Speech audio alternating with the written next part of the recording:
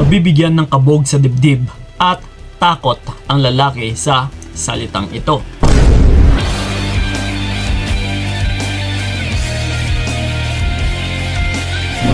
Yes. Ito mga utol, no? Sa mga humahangad dyan na para mabigyan din talaga ng takot or para kahit paano mabibigyan natin ng kabog, no? Or kumbaga pa isang parang titibok or kikirot yung puso niya, no? Sa pamamagitan lamang ng salita. Lalong-lalo na sa mga niloloko dyan na kahit sabihin pa natin na hindi seryoso yung isang lalaki sa'yo, masasabi at saka masasabi ko pa din na matatamaan at saka matatamaan pa rin yung ego ng tao or ng lalaki. Yes, sa pamamaraan lang na ito. And first of all, kailangan ko rin syempre yung kooperasyon mo dito, utol. Walang iba kundi, no, kailangan mo rin dito na manindigan. Napaka-importanting bagay po sa larangan ng pag-iibigan yung may paninindigan ka. Kumbaga pa, may isa kang salita, no? Kasi sa bawat gawain or sa bawat salita, I mean, na kapag hindi mo ito natutupad or hindi mo nagagawa, ay, no, nababasa at saka nababasa po ito ng partner mo. Kumbaga pa, kahit sabihin pa natin na parang akala mo wala lang, o halimbawa nakapagbitiw ka na ng salita, na parang may pinangako ka or may sinabi ka sa kanya, pero hindi mo naman natupad, hindi mo naman nagawa, or hindi mo naman pinanindigan, is mababasa at saka mababasa po ito ng partner mo. Kumbaga pa, tatatak at saka tatatak talaga sa kanyang isipan. And isa ito sa nagiging sanhi kung bakit mas lalo ka lang naaabuso, mas lalo ka lang nababaliwala, mas lalo ka lang naeechopera. Yung tipong parang mas lalo pa siyang namimihasa dahil nga sa gawain mo na wala kang isang salita. Yes, napaka-importanting bagay po neto. Kasi kung meron ka mang isang salita, utol, ay mabibigyan at saka mabibigyan yung partner mo ng fear of loss. Yes? So gusto mo bang mangyari ito? Na siya ito yung may takot na mawala ka? Instead na ikaw ito yung may takot na mawala siya, babalik na rin po natin yan sa pamamagitan lamang ng ipapagawa ko sa inyo na yun na nga, una nga sa lahat, paano mo magagawa ito kung mahina naman yung loob mo. No, na yung tipong kahit finifeed na namin ng mga coaches kung ano yung dapat ninyong gagawin, but kung ikaw mismo hindi mo tinutulungan ang iyong sarili, wala ring mangyayari.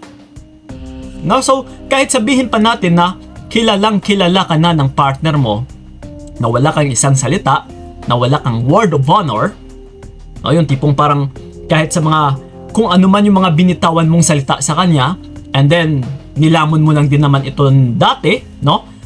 Is magbabago at saka magbabago pa ito once na magawa mo lang sa tama. Siguro may hint na kayo. Walang iba, no? Ito, na wag na tayong magpaligoy-ligoy pa. Walang iba kundi, yun na nga, kailangan is may isa ka talagang salita.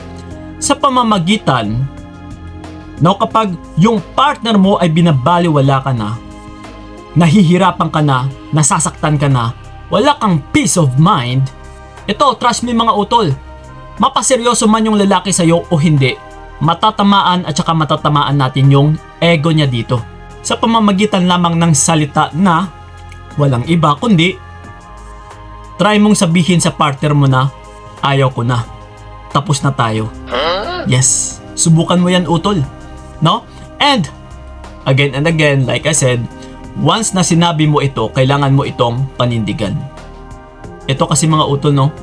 Once na marinig ito ng partner mo, na kahit sabihin pa natin na wala siyang tiwala sa'yo, na hindi mo naman magagawa, but kung ginawa mo, tinuldukan mo, no, pinanindigan mo, is mabibigyan at saka mabibigyan talaga ng kabog ng dibdib yung partner mo.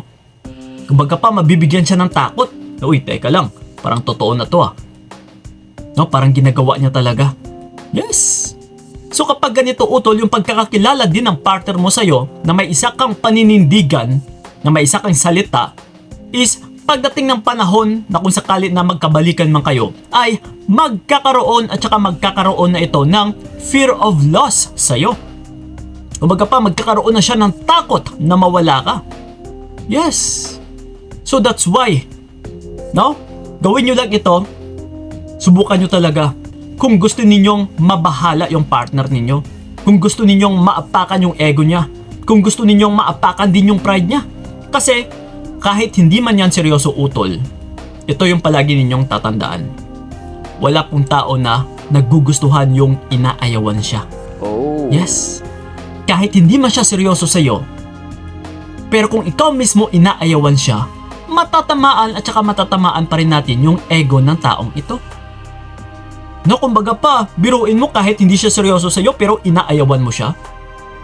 Yes, and then ito ngayon, pinaninindigan mo, ginagawa mo, sinasadya mo talaga, mabibigyan mo talaga ng takot yung lalaki dito sa pamamaraan na ito utol, sa salita na ito.